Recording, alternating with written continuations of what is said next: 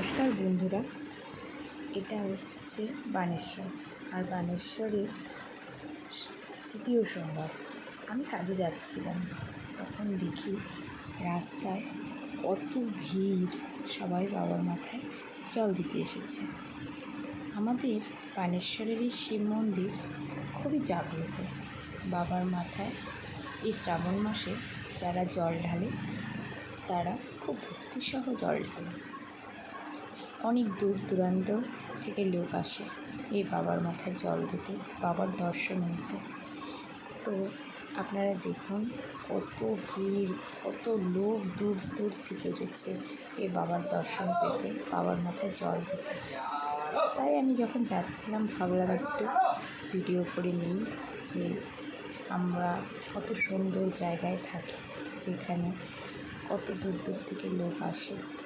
তাই যেতে যেতে যতটুকু ভিডিও করা গিয়েছিল আমি ততটুকুই ভিডিও করেছিলাম।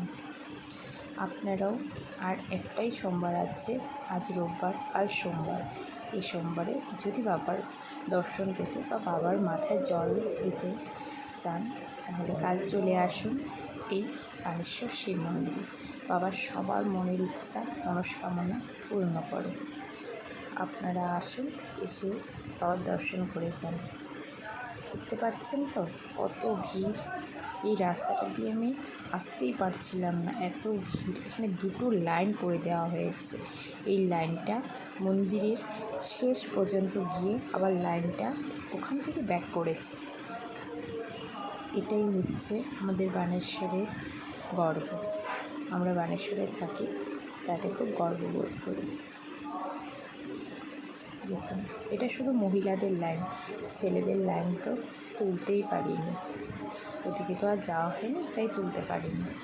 যদি আমার ভিডিওটি ভালো লাগে তাহলে একটি লাইক, শেয়ার আর কমেন্ট করে দেবেন। টাটা, নমস্কার।